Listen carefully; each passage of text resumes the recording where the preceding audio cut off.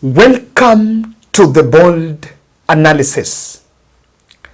I have listened to Raila Odinga speaking in my county of Siaya, and during the burial of Evans Umeda Orwenjo, I think that is the son to Orwenjo Umeda, if I'm not wrong, the veteran politician from that county.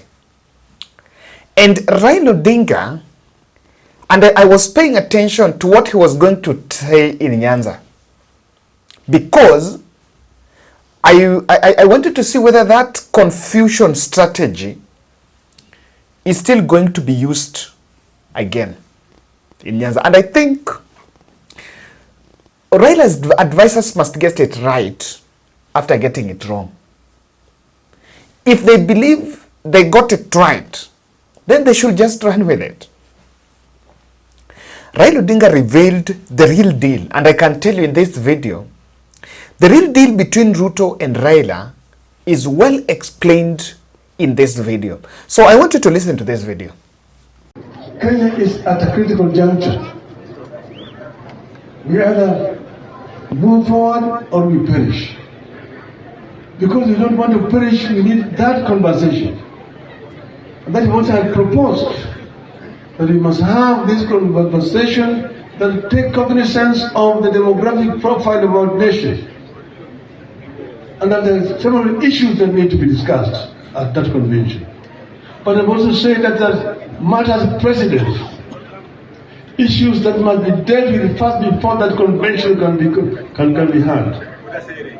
This includes, number one, compensation for the families of the victims of violence last year and this year. Two, paying of all the hospital medical bills of the victims of police violence last year. Number three is a release of all people who have been arrested and are in police custody. Number four is the dropping of all the pending charges which are pending in courts. Number five is the sacking and prosecution all police officers who have been involved in criminal violence against innocent Kenyans who are actually exercising their rights as enshrined in the Constitution. And then we said that once that has been done, then people will sit down and dialogue. And we've also actually come up with what that dialogue should be about. The issues that have been raised by Gen Zs are not new issues. There are similar issues which we raised last year on the streets. We must go back to the former draft constitution, put it back on the table, and see what needs to be cleaned up so that we can have a progressive constitution. So you said, therefore, that it's on the basis of that kind of elaborate process that we can then talk about a government of national unity. But then you say that if you want to take some of our experts and get into your government, you release them to join your government and work in accordance with the ethics of our party, ODM and SB. That's what you say. You have not changed. This position has not changed. We said we want to see a new Kenya, and the people of Kenya are entitled to it. And that's why we said we agree with Gen Z, their demands. Gen Z demands are the demands of the people of Kenya. From what the son of Jaramogi is saying there, first I want to debunk one thing, and I think I said moving forward, we will not allow, I will not use this channel to just glorify narratives. Raila Odinga knew William Ruto was going to pick ODM members. And confusion as a tool, confusion as a political tool is not one of the best things. The four people that have been picked by ODM members, by Ruto from ODM, those names were forwarded by Raila Amolo Odinga. So hii kizungu mingi na kona napiga, just own up, that is it. I wish even the best thing is to accept I forwarded the names, then from there you can develop your next communication. But I don't know why he's standing on a defensive edge. While the other end, and you see the reason why I'm even wondering why he's saying that, when William Ruto is speaking in Mombasa, William Ruto is speaking about a government of national unity. So according to him, he did not just pick individuals. According to him, he picked on political parties and regions and all that. If that would have been the situation, what ODM is saying, if that would have been the situation, if Ruto was just talking to individuals from opposition to pick them in cabinet, then let me tell you, Ruto would have picked someone from the third largest party and the fourth party after ODM and UDA is Jubilee and Wiper. Ruto would have picked someone from Wiper and someone from Jubilee. If that was the ground, or let's say from DAP Kenya, or let's say from KANU, if that was the ground. But on this one, it is a settled matter. However, you understand why Raila is insisting on the Bomas talks. From what I see, that is the gist of the deal.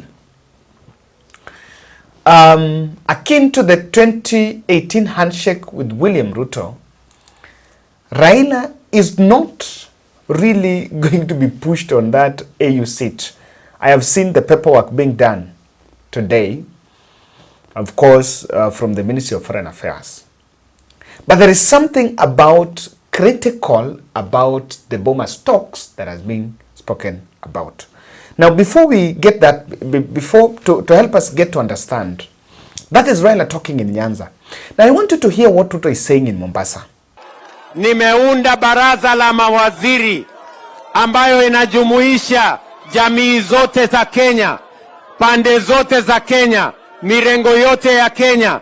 Mimi nawauliza watu wa Likoni, munanipatia ruhusa Hassan Ali Joho awe waziri wa mambo ya madini, awe waziri wa mambo ya blue economy ama uchumi samawati, anisaidie kuhakikisha kwamba tunabadilisha pwani na Kenya? Watu wa Likoni, mnakubaliana na mimi? Munasema Joho aingie kwa serikali hii? Hebu nione wana anasema tunakubaliana na nyinyi.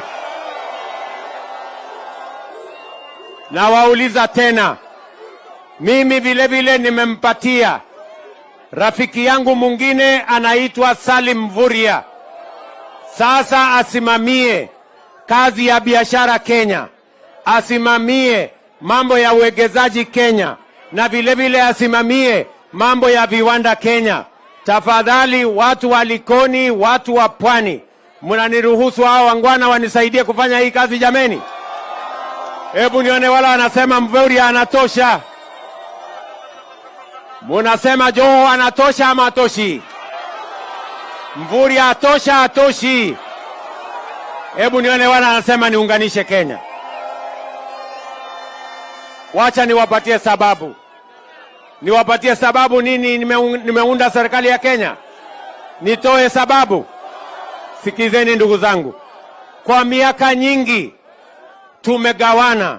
Kwa miaka nyingi tumegawanya wa Kenya kwa mirengo, kwa makabila, kwa masehemu, lakini mahali imefika sasa ni wakati wa kuunganisha Wakenya wote, ndio tuweze kuhakikisha ya kwamba Kenya inapiga hatua ya kwenda mbele. Tutengeneze viwanda, vijana hawa wapate ajira. Tupange mambo ya investment, vijana hawa wapate ajira. Tupange utalii, tupange mambo ya masomo, tupange maendeleo tukiwa sote pamoja. Mimi nawasihi kwa heshima, tafadhali wa Kenya wenzangu, na waomba kwa unyenyekevu, mkubali tuache siasa ya makabila, tuache siasa ya mirengo, tuache siasa ya kugawanya wa Kenya, tuungane. Waswahili wanasema umoja ni nini? Si umoja ni nguvu jameni?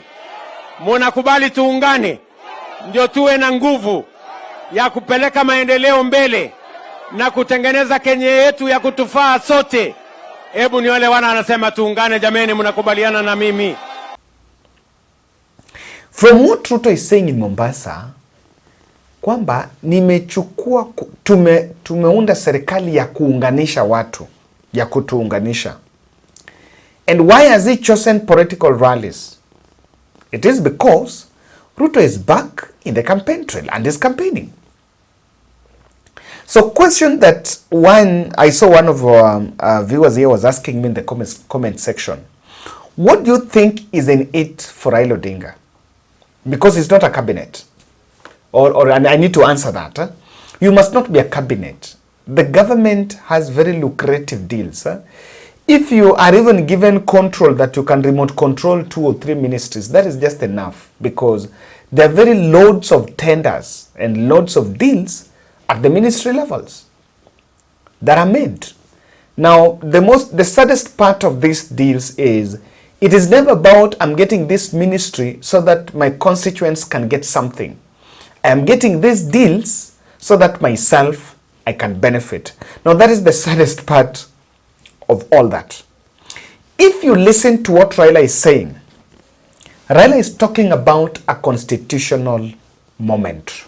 And believe me, before 2027, when Ruto is going to join hands with Raila Odinga, Raila's sole activity and part of rebranding and rebuilding and gravitating his politics is a referendum.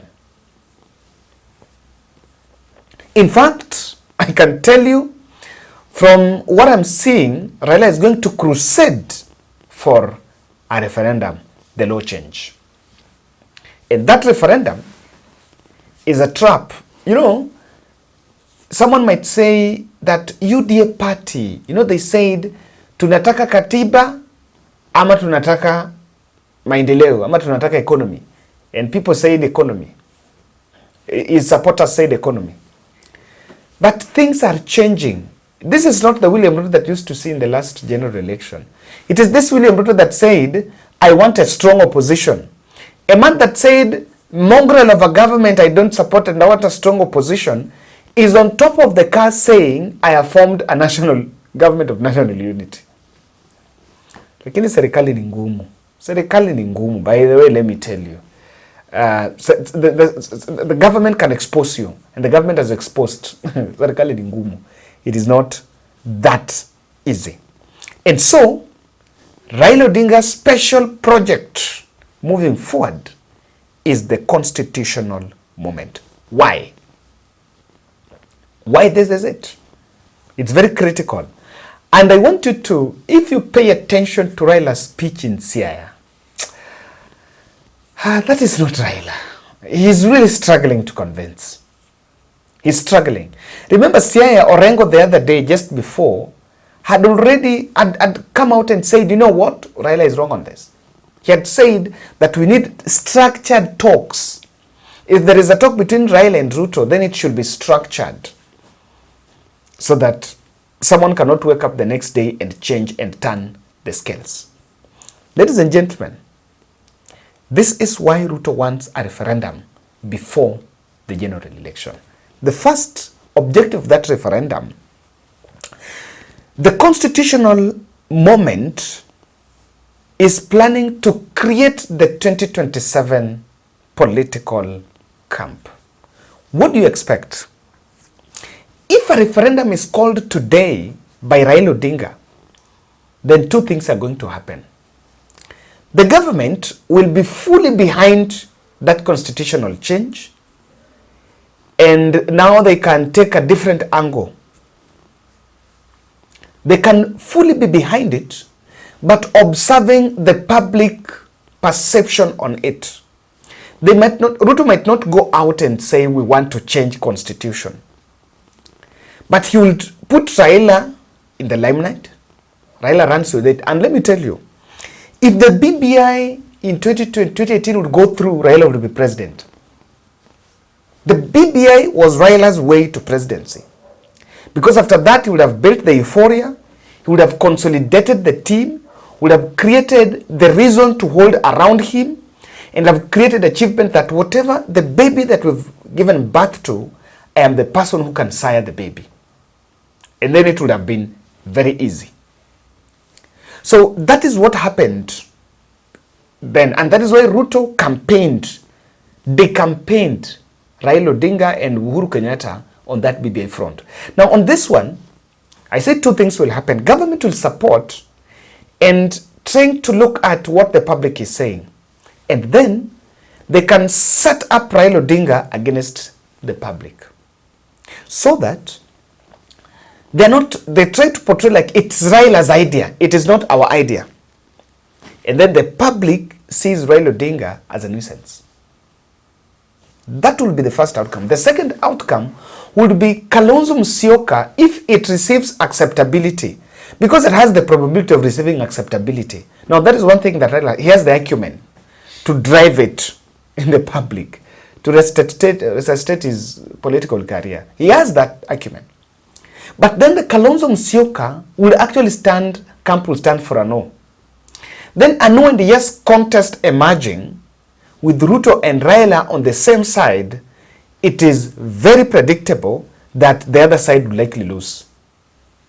But through it, he has created an us versus them ahead of 2027. But Ruto will still do that with an objective of stopping it at some level. You know, Kenya here, it's a system. The BBI was stopped at the court, by the courts. It was stopped by the judiciary. And even in government nowadays, there are policies that sometimes are started then when they realize that these policies are unpopular, they get two people go to court and get court orders and then it is stopped. Then you start blaming the court after some time that we had a good idea but court stopped it. Now the second thing, there is a scheme by the state to engage Raila in a very intensive vote mobilization activity, and indirectly, he will be campaigning for William Ruto. And this is, according to me, this might not even happen now. They might wait for Raila to vie for that AUC seat, get to February, and without, I can tell you, I'm not seeing Kenya Kwanza campaigning for that position. They're not so much. I'm not even seeing budget allocations. The kind of mobilization that was around Amina Mohammed during Uhuru Kenyatta's time in 2018 or then 2016 is not, I cannot compare that with what I'm seeing around Raila Odinga. And they're waiting that immediately Raila Odinga loses that EAC seat, African Union Commission chairperson bid, he comes back and now started engaging in that campaign. And that campaign will be fashioned to be pushing a government agenda. Now, indirectly, it is William Ruto, it is Raila Odinga that will be campaigning for William Ruto's re-election. And these are things that, and that is why I am seeing a strategy here for people to mobilize for votes. The other third thing I'm seeing why the government and the team are pushing for such is to pacify the Gen Z revolution that is threatening the status quo. The truth of the matter here is the Gen Z have shaken the political elites. They don't know how things will be. And I have seen some analysis saying that the Gen Z are some 20% of the population. That is not it. The Gen Z revolution, if you ask me to give my perspective, it is a clamor for accountability. And if you want to think it's some young 20 people in the street, then you're getting it wrong. Why? Look at the number of NGOs that are behind it, that are pushing accountability. Look at the number of young people. Look at the level of media coverage, the questions media are raising on governance. So the concept of the Gen Z is actually a clamor for good governance, and that is sitting pretty uncomfortable with some government. And that is part of it. That one of the reasons they are pushing, they try to whip the country into a constitutional moment. And they will ask the Gen Zs that, what you wanted to achieve can be achieved through some constitutional means here. So you guys need to be roped in and support a constitutional moment. In fact, they want to silence.